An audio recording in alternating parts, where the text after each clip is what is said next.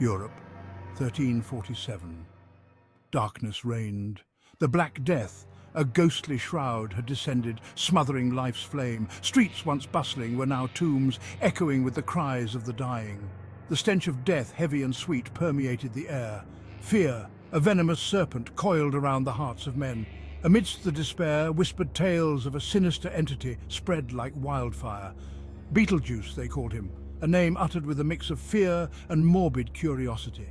He thrived in chaos, drawing strength from the palpable terror that choked the very essence of life. He was not death, not exactly. Death was absolute, final. Beetlejuice, however, was a trickster, a jester dancing on the graves of the departed. His laughter, a chilling melody, reverberated through the desolate streets, a terrifying counterpoint to the symphony of suffering.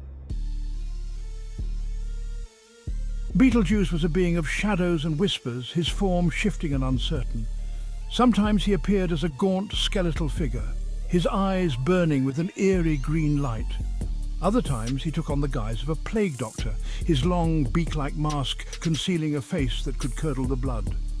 He was drawn to the dying, to the raw desperation that clung to them like a shroud.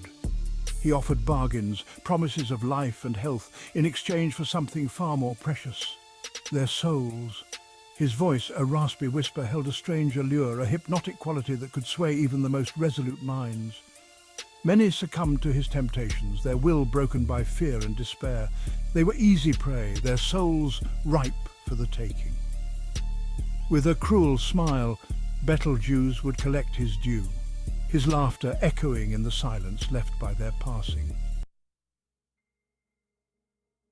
A young woman, her face pale and drawn, lay gasping for breath, her frail hand clutching at her young son's.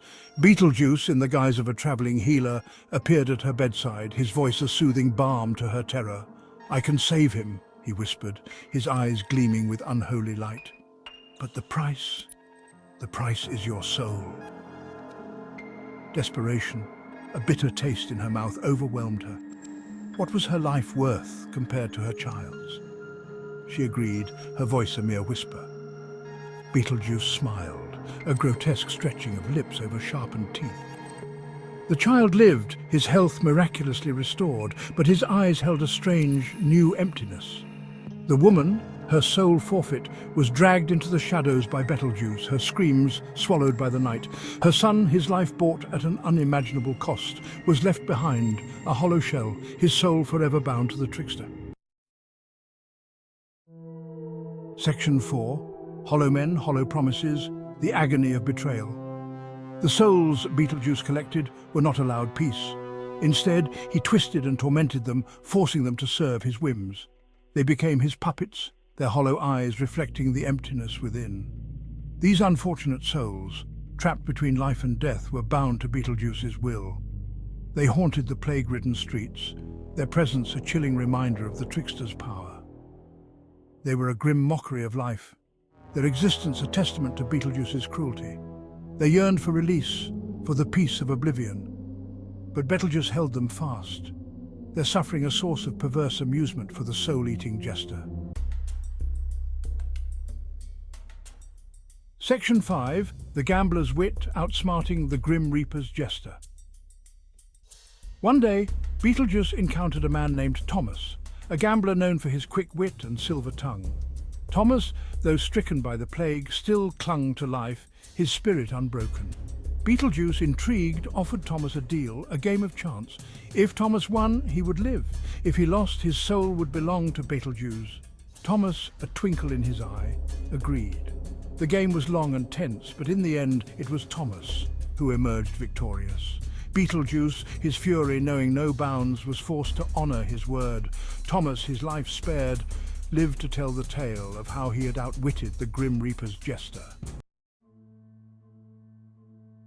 Section 6. An enduring legacy from plague doctor to prankster. Beetlejuice's reign of terror during the Black Death cemented his place in folklore. However, as centuries passed, his image began to shift. The terrifying spectre of death transformed into a mischievous, albeit macabre, prankster. His name, once whispered in fear, became synonymous with chaos and dark humor. He was embraced by popular culture, his story told and retold, each iteration further blurring the lines between fact and fiction. From a terrifying embodiment of death, he became Beetlejuice, the ghost with the most, a mischievous spirit more likely to pull a prank than claim a soul. Yet beneath the surface of this comedic facade, a flicker of the old darkness remained, a reminder of the trickster god who once held the power of life and death in his skeletal hands.